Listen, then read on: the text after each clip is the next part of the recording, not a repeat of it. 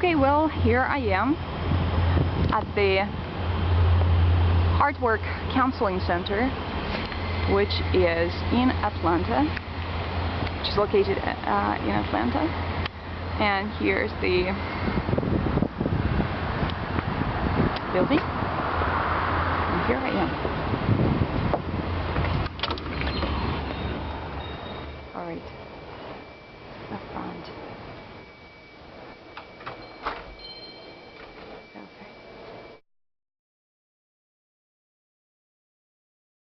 Thank you so much for taking your time and helping me out. You know, as I told you, I'm doing it for my class, interviewing skills, and I'm so excited. Yeah, cool. Okay, well, so,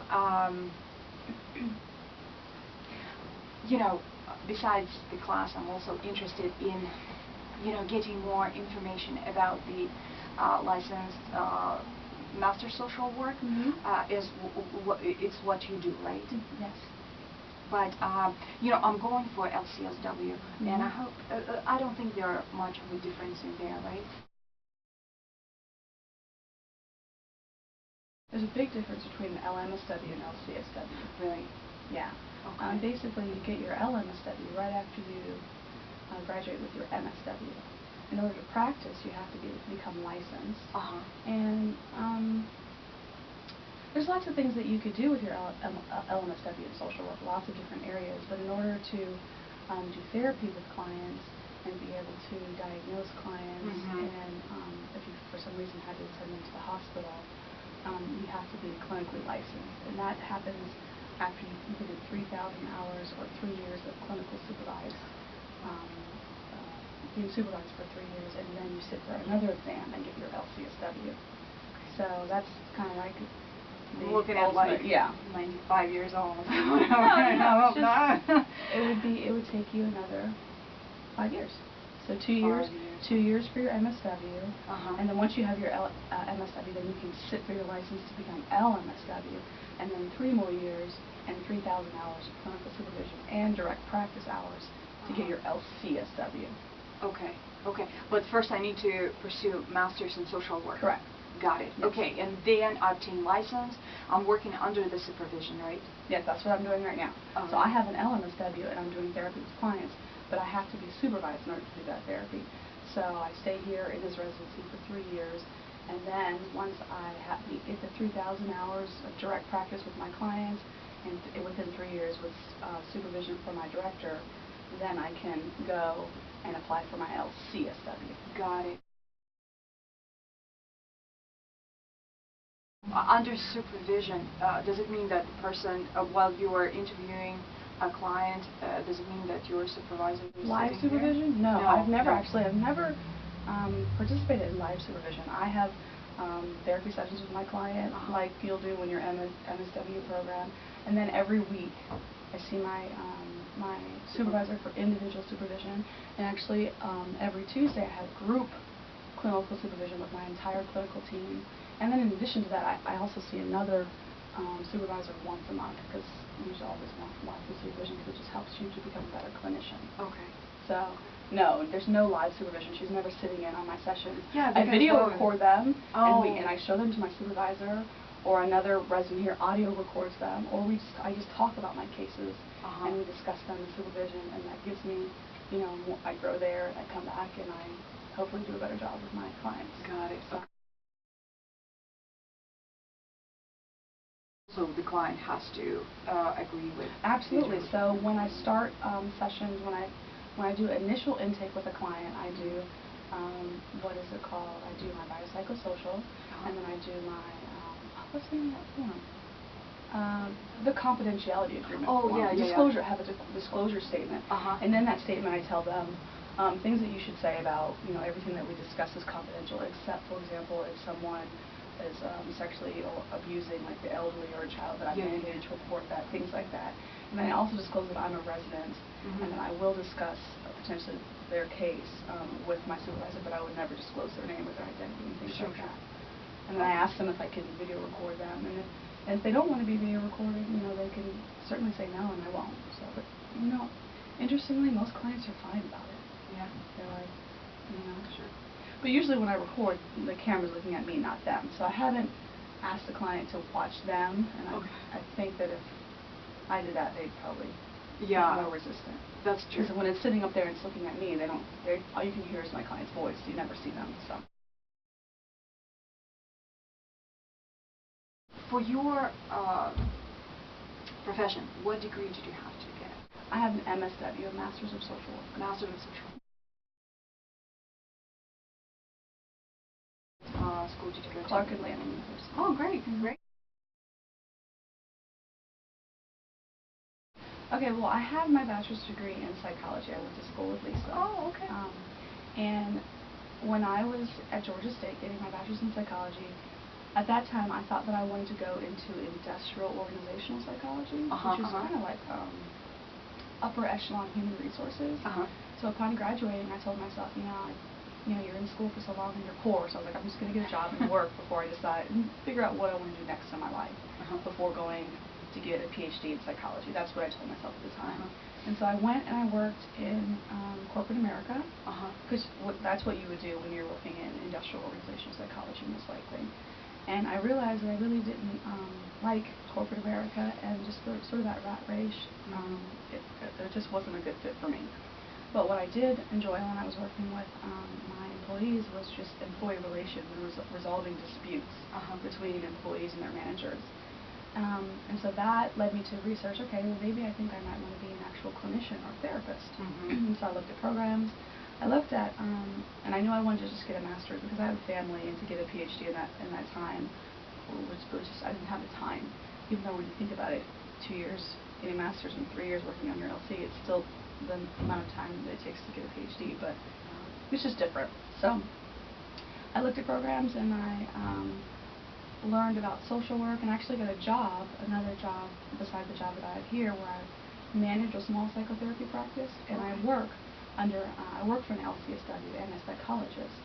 And just by talking to them about programs, they told me about social work and the advantages of going into social work versus getting a master's in psychology, or becoming an LPC or a marriage and family therapist.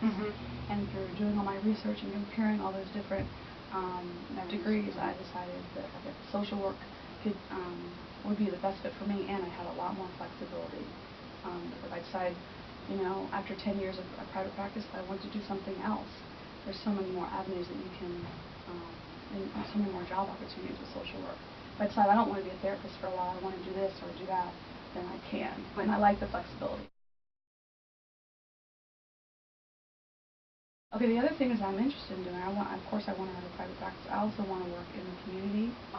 So I could work at a state agency. I could go into politics and possibly work with legislation. Oh, my professor would love you. I mean, there's so many, what else could you do? I'm thinking of all the different things. I mean, I can work with child welfare. I mean, you can do a lot more things with social work. And it's a lot more, in my opinion, in some ways it's more respected because social work has been around a lot longer than LPCs or LMFTs. So what are your current job responsibilities? Okay, so right now I am a resident psychotherapist here. So I'm a therapist, and I work with adults. I mostly work with people whose presenting problems are anxiety, depression, sexual abuse, trauma, and really life transition, and anger management too. So I'm a psychotherapist. Is there any age group? Yeah, no, I work with adults. Adults, okay. Yeah, I'm really not interested in working with children at this time. I work with children at both of my internships and my master's program, and I really like it. I like working with families, but not necessarily just children. Got it.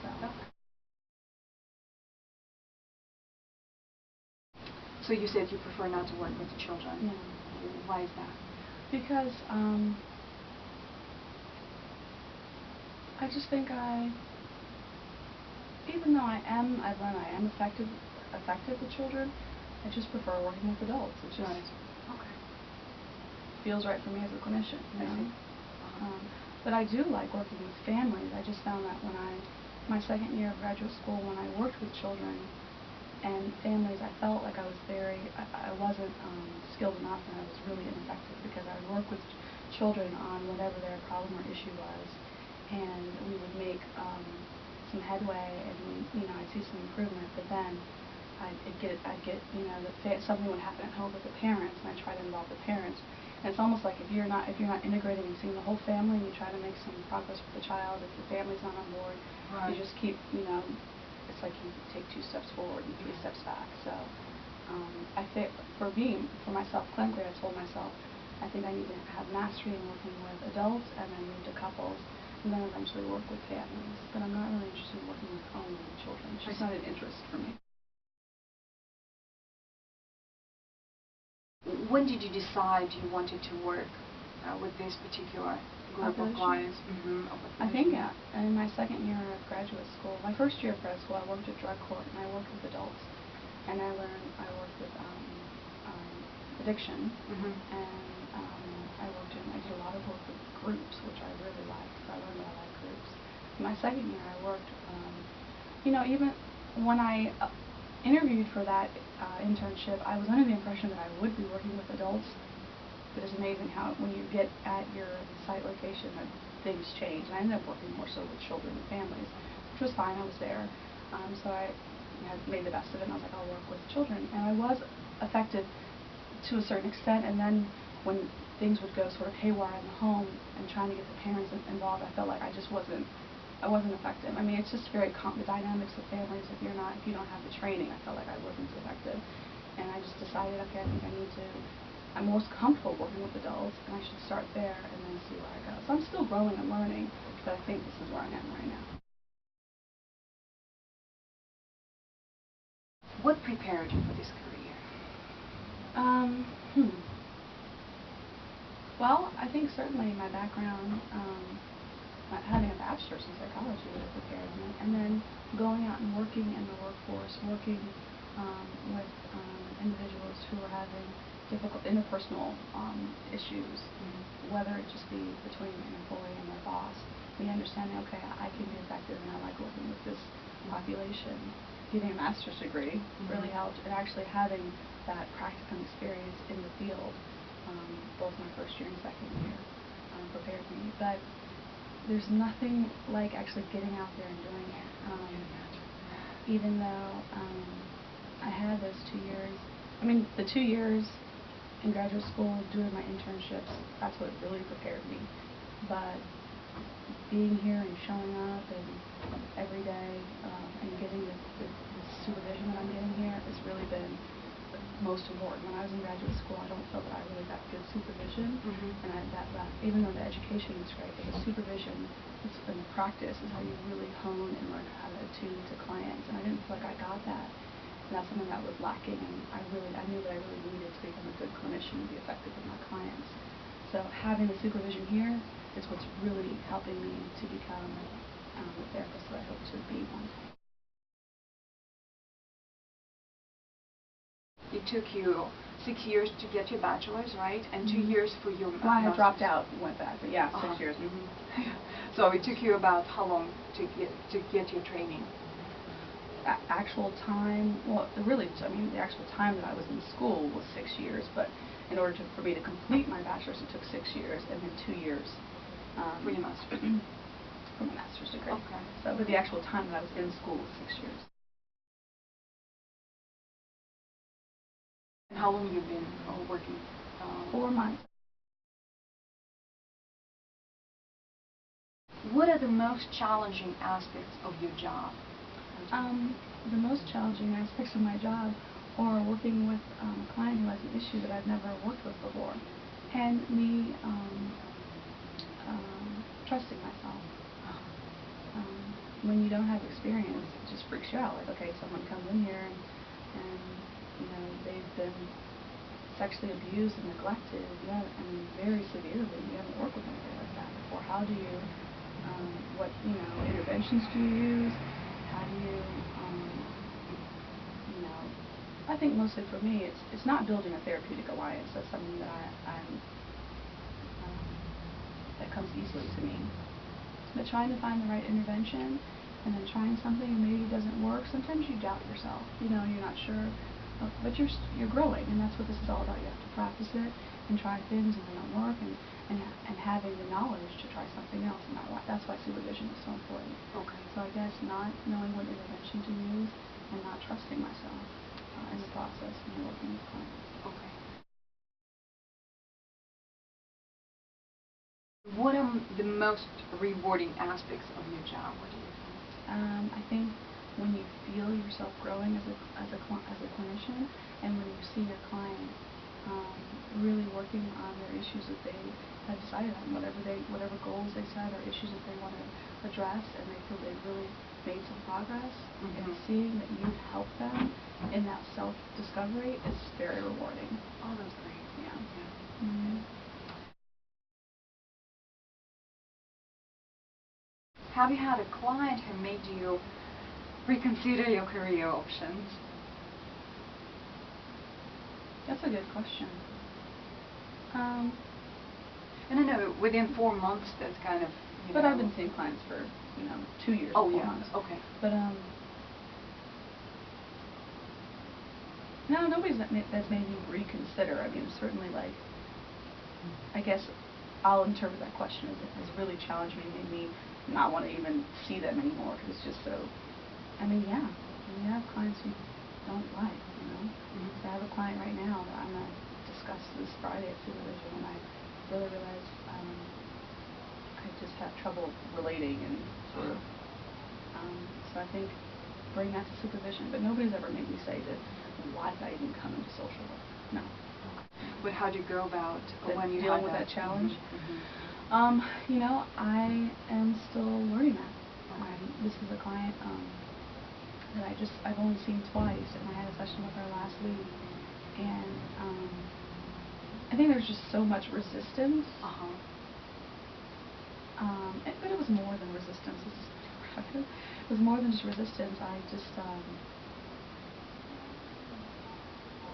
I don't know that I really liked who she was as a person. Do you need to check it? How would you describe your work setting? Well, it's a residence that's been converted into a private practice. This is an older home.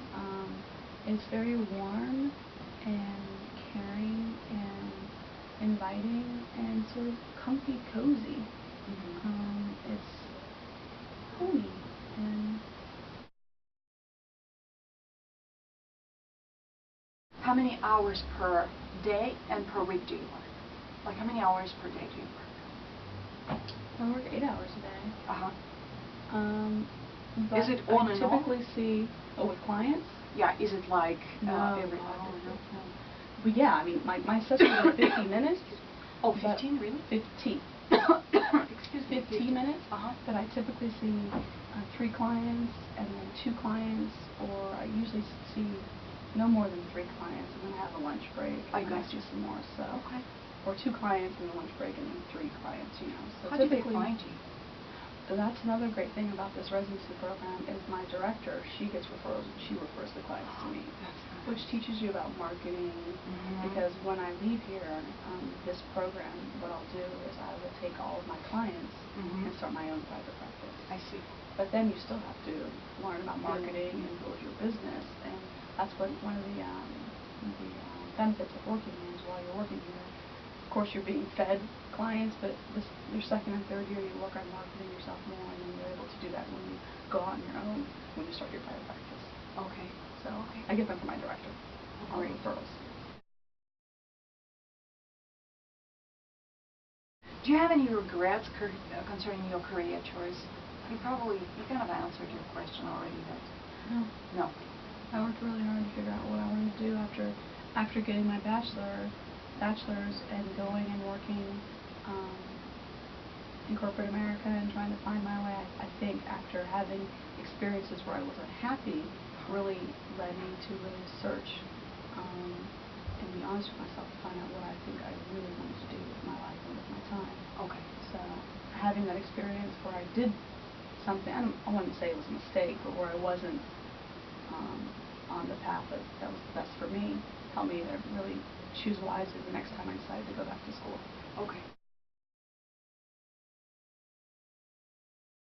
Does your career offer you good benefits? Well, not yet, right? No, not at all, because this is a residency, so there's no health insurance in terms of like medical Right. and dental. Mm-hmm. No, all my benefits come from my husband, so I don't think I'll have benefits until I don't know. You're right. Yeah, I have to work for like a state agency, because Right. even if I had a private practice, well, there is a professional affiliation, a group that I'm a part of called MATN, the Metro Atlanta Therapist Network, and they're trying to broker medical insurance for all the therapists to pay for, but that's not available yet. So as of right now, no, I have all my health benefits with my husband. Okay.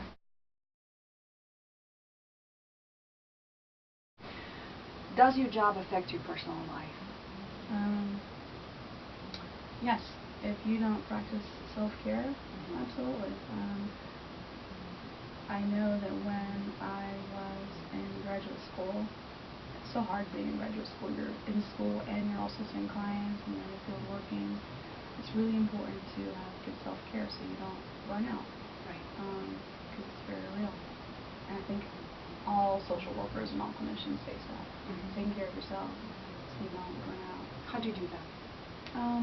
Garden, go to movies, Okay. family dinners, just hanging out with friends, just doing things that you enjoy that are just about you having fun. Okay. You know, getting a massage, getting your nails done, going shopping, just, we're not always working because, we can work so hard to take care of so many other people, whether it's our families or our clients, that we neglect and don't take care of ourselves, and then we're feeling, empty, Yeah. stressed and chaotic. Using salary.com, I have discovered the median expected salary for social work, for licensed clinical social work. Okay. Well, of course, it's based on the experience, based on the state, but for the median is about $50,000. Is that the top? Oh, median, right? So, what is the? Is that the case? I don't know if that's the case. It sounds about right for the middle. Yeah, it does. That does sound What is right. the top are you looking to make? I work in another practice with MFTs and psychologists, and one of the clinicians there is an LCSW, and she makes about $80,000 to $90,000 a year. Well, so working there good. for all these years and seeing her in private practice, of course she's been in private practice for 20 plus years and built up her practice, but what I've told myself is I hope to have a private practice initially and also do something else on the side in the community, because I think that's my social worker roots, wanting to be in the field in the community, working with people who are oppressed or poor or disadvantaged. Okay. But I know that I'll make the bulk of my money from my private practice. So I know it's very real, and I think that's why it's all the more important to get my LCSW, so I have flexibility and can make more money. There's also going into the military. There's a lot of possibility to earn a very good income working in the military, because there's so many veterans with PTSD. Sure. But I think that doesn't really concern me, honestly. I think if I wasn't on the track to get my LCSW, I'd really be really worried about my finances and my future. Gotcha. Okay. But that's my hope. These 3 years aren't going to be the most fun. I'm not going to be rolling in the dough, because I have colleagues who have their LMSW and they're working right now and they're making $45,000. So I could be making $50,000 right now, maybe somewhere else, but I'm not really. I'm trying. I'm not really that worried about that. So what else? What you just told me. What else you can do? You can do a lot. You can work for government. You can work for medical field, right? You can work. Yeah, you can work at a hospital. You can work for the government. You can work for local agencies. You can work with addiction. You can work with children. There's so many. You can do private practice. You can do social advocacy. You can work in politics and the government, specifically like with don't know why the word is escaping me, because I went to the state capitol and we had, what were the social workers doing? Basically like lobbying for laws and change. I mean, there's Really? yeah. Social worker? Yeah. Oh my gosh. I mean, there's just so many different avenues you can. School, social work, and Right. education.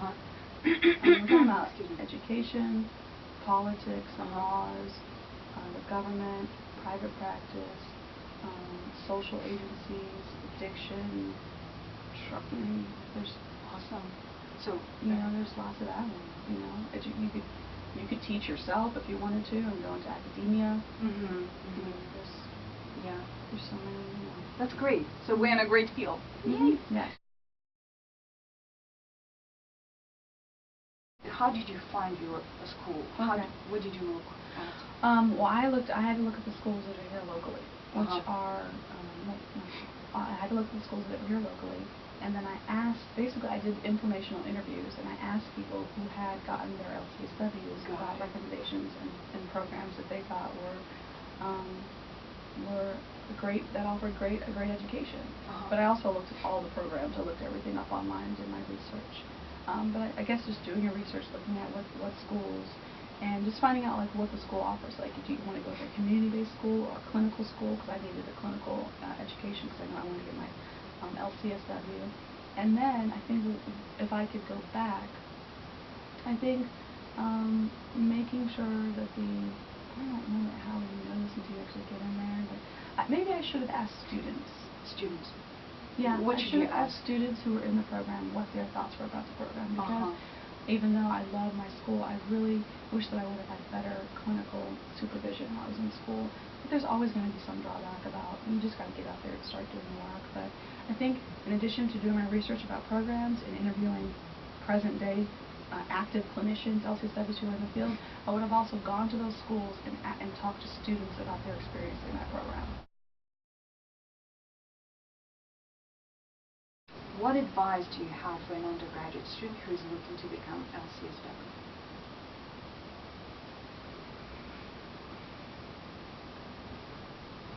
Well, first you have to examine, why you want to go into the field. Like you said, that it's not, you don't go into the field because you're trying to make a whole bunch of money, although that is very real, and you need to earn a good living to take care of yourself.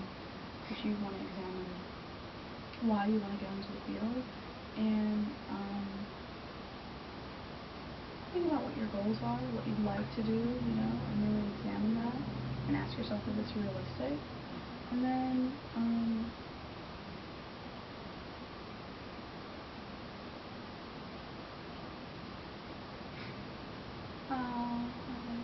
it's like recognize if you're really committed, because this is in the last 6 months, I really recognize that I will never stop learning or growing. I mean, I don't think I'll ever come to a place where I'll be like, ooh, I've arrived, I'm like the best. I mean, I'm not an arrogant person anyway, but like I have had experiences in life where I'm like, okay, I think I've made it, I've mastered this, and I'm good. I don't know that I'll ever feel that way. I think I'll say, okay, I'm definitely more skilled, I'm more effective with my clients, I'm okay. But I don't think you'll ever feel like, okay, because you're dealing with people, right? And it's so complicated. There's so many different dynamics, and you're always going to be learning because there's going to be different issues, and you're going to have to keep growing and evolving. And I think it's important to recognize if you're okay with that. Now you're going to think that, oh, I need to go get my master's degree, go get my PhD, and then I'm done, and I'll go out there and do what I do. But it doesn't work like that. You're still always growing. You're still always learning, you're still always reading, you're still going to a workshop, you're still getting more CEUs, you're still evolving as a clinician, and it never really stops, and you have to be okay with kind of always being a student. Right. Yeah. Jenna, thank you so much. You're welcome. You're great. It's such a pleasure meeting you. It was nice to meet you.